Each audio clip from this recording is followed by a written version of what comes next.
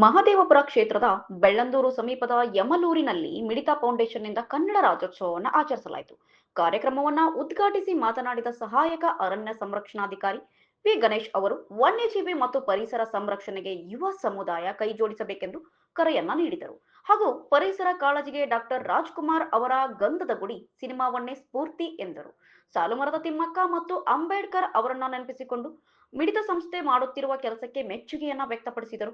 ಕಾರ್ಯಕ್ರಮದಲ್ಲಿ ಶಿಕ್ಷಕರು, ಪೌರ ಕಾರ್ಮಿಕರು, ಆಶಾ ಕಾರ್ಯಕರ್ತೆಯರು ಸೇರಿದಂತೆ ಹಲವರಿಗೆ ಸೀರೆಗಳನ್ನ ವಿತರಣೆ ಮಾಡಲಾಯಿತು. ಒಟ್ನಲ್ಲಿ ಪ್ರತಿಯೊಬ್ಬರು ಪರಿಸರ ಪ್ರೇಮ ಬೆಳೆಸಿಕೊಂಡು ಸಮಾಜದ ಸುಧಾರಣೆಗೆ ಕೈ ಜೋಡಿಸಬೇಕು ಅನ್ನೋದು ಅವರ ಮಾತಿನ ಮುಖ್ಯ ಉದ್ದೇಶವಾಗಿತ್ತು. ಎಲ್ಲರಿಗೂ ನಮಸ್ಕಾರ.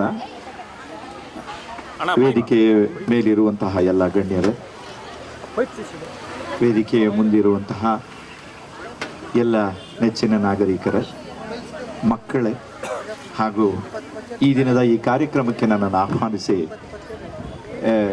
ನನಗೆ ತೃಪ್ತಿ ತಂದಂತಹ ಈ ಕಾರ್ಯಕ್ರಮಕ್ಕೆ ನನ್ನನ್ನು ಕರೆದು ಸನ್ಮಾನಿಸಿ ನಮ್ಮ ಮಿಡಿತದ ಕನ್ನಡವನ್ನು ಎದ್ದಿಸಿದಂತಹ ನಮ್ಮ ಮಂಜು ಅವರೇ, ನನ್ನ ಆತ್ಮೀಯ ಸಿಂಹ ಅವರೇ, ಈ ದಿವಸ ನಾನು ನಿಮ್ಮೊಳಗೆ ಒಪ್ಪುವನು. ಯಾಕೆಂದರೆ ಈ ಕ್ಷೇತ್ರ ನನ್ನ ಕಾರ್ಯವ್ಯಾಪ್ತಿಗೆ ಒಳಪಡುವಂತಹ ಕ್ಷೇತ್ರ ಆಗಿದೆ. ಮಿಡಿತ ಫೌಂಡೇಶನ್ ನನ್ನ ಆತ್ಮೀಯ ಮಂಜುವಿನ 12ನೇ ವರ್ಷದ ಈ ಪಥದಲ್ಲಿ ಸಾಗ್ತಾ ಇದ್ದಾರೆ.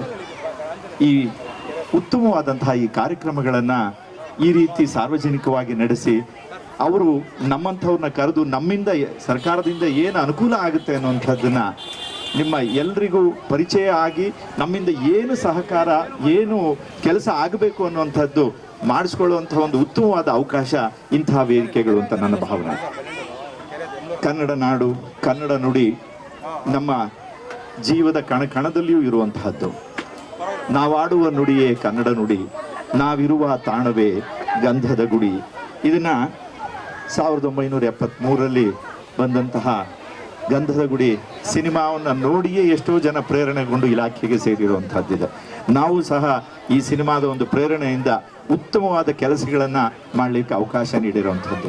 ಇಂತಹ ಪ್ರೇರಣೆ ಇಂತಹ ವೇದಿಕೆಗಳಲ್ಲಿ ಮುಂದೆ ಬರುವಂತಹದ್ದಿದೆ. ಬಾಬಾ ಸಾಹೇಬ್ ಅಂಬೇಡ್ಕರ್ ನಾವಿವತ್ತು ಕರ್ತವ್ಯಕ್ಕೆ ಸೇರಿದ ದಿನ ನಾವು ಈ ಸಂವಿಧಾನದ ಒಂದು ಶಪಥವನ್ನು ತಗೊಂಡಿದ್ವಿ. ಪ್ರತಿ ದಿನವೂ ತಗೊಳ್ಬೇಕಾದಂತಹ ಶಪಥ ಇದು. ಬಾಬಾ ಸಾಹೇಬ್ ಅಂಬೇಡ್ಕರ್ ಅವರ ಒಂದು ಅತ್ಯುತ್ತಮವಾದ ವ್ಯಕ್ತಿತ್ವಕ್ಕೆ ಮಾರಿ ಹೋಗಿ ನಾವು ಸಮಾಜದಲ್ಲಿ ಕೆಲಸ ಮಾಡುವಾಗ ಪ್ರತಿಯೊಂದನ್ನು ತೂಗಿ ಅಳತೆ ಮಾಡಿ ನೋಡಿ ಕೆಲಸ ಮಾಡುವಾಗ ಆ ಪ್ರಜ್ಞೆ ನಮ್ಮಲ್ಲಿ ಮೂಡಿಸುವಂತಹ ವ್ಯಕ್ತಿತ್ವ ಅವರದು. ಸಾಲುಮರದ ತಿಮ್ಮಕ್ಕ ಇದೇ ನವೆಂಬರ್ 14ರಂದು ದೈವಾಧೀನರಾದರು. ಆ 2 ದಿವಸಗಳು ನಾನು ಅವ್ರ ಜೊತೆಗಿದ್ದೆ. ಅದ್ಭುತವಾದಂತಹ ಈ ಪರಿಸರ ಪ್ರಜ್ಞೆಯನ್ನು ಬೆಳೆಸಿ ನಮ್ಮೆಲ್ಲರನ್ನ, ಅವರು ನಿಜವಾಗಿಯೂ ಆಗಲಿಲ್ಲ ನನ್ನ ಪ್ರಕಾರ, ಅವರು ಬೆಳೆಸಿದಂತಹ ಸುಮಾರು 385 ಗಿಡಗಳೇ ಇರಬಹುದು. ಆ ನೆರಳು ಕೇವಲ ಆ ರಸ್ತೆಗೆ ಮಾತ್ರ ಅಲ್ಲ, ಇಡೀ ಕನ್ನಡ ನಾಡಿಗೆ ನೆರಳನ್ನು ತಂದಿರುವಂತಹದ್ದು, ಇಡೀ ನಮ್ಮ ಸಮಾಜಕ್ಕೆ ನೆರಳನ್ನು ಕೊಟ್ಟಿರುವಂಥದ್ದು. ನಾನು ಕೇವಲ ಮರದ ನೆರಳು ಅಂತ ಹೇಳಲ್ಲ, ಅದು ನಮ್ಮ ಪ್ರತಿಬಿಂಬ, ನಮ್ಮೆಲ್ಲರಿಗೂ ತಣ್ಣಗಿರುವ ಹಾಗೆ ಮಾಡಿರುವಂತಹ ಒಂದು ಅದ್ಭುತವಾದ ಕಾರ್ಯ. 114 ವರ್ಷಗಳ ಆ ವೃದ್ಧಿಗೆ ಮಕ್ಕಳಿರಲಿಲ್ಲ, ಇದ್ದಂತಹ ಮರಗಳನ್ನೇ ಮಕ್ಕಳು ಅಂತ ಹೇಳಿ ಸಾಕಿ ಸಲುಹಿದಂತಹ ಮಹಾನ್ ವ್ಯಕ್ತಿತ್ವ ಅದು. ಆ ಒಂದು ಜೀವ ನಮ್ಮೆಲ್ಲರ ಮುಂದಿನ ಜನಾಂಗಕ್ಕೆ ಸ್ಫೂರ್ತಿ ಆಗಲಿ ಅಂತ ನಾನು ಆಶಿಸ್ತಾ, ಇಂತಹ ವೇದಿಕೆಗಳು ಕೇವಲ ಒಂದು ಸಣ್ಣ ಕಾರ್ಯಕ್ರಮಗಳಾಗಿ ಮುಕ್ತಾಯಗೊಳ್ಳದೇ ಇರಲಿ. ಇಂತಹದ್ದು ಪ್ರತಿದಿನವೂ ನಮ್ಮಲ್ಲಿ ಮಾಡುವಂತಹ ಪ್ರತಿ ಕೆಲಸದಲ್ಲಿಯೂ ಸಹಿತ ಜಾಗೃತಿಯನ್ನು ಮೂಡಿಸಿ ಒಂದು ಉತ್ತಮವಾದ ಕೆಲಸವನ್ನು ನಮ್ಮ ಕೈಲಿ ಮಾಡಿಸ್ಲಿ ಅಂತ ಕೋರ್ತಾ, ನನಗೆ ಈ ಅವಕಾಶವನ್ನು ನೀಡಿ ಇವತ್ತಿನ ದಿನ ಅತ್ಯಂತ ಆತ್ಮೀಯವಾಗಿ ನನ್ನನ್ನು ಕರೆದು ಈ ಕಾರ್ಯಕ್ರಮಕ್ಕೆ ಬರಮಾಡಿಕೊಂಡಂತಹ ಎಲ್ಲರಿಗೂ ನನ್ನ ಅಭಿನಂದನೆಗಳನ್ನು ಸಲ್ಲಿಸ್ತಾ ನನ್ನ ಧನ್ಯವಾದಗಳು ತಿಳಿಸ್ತೇನೆ.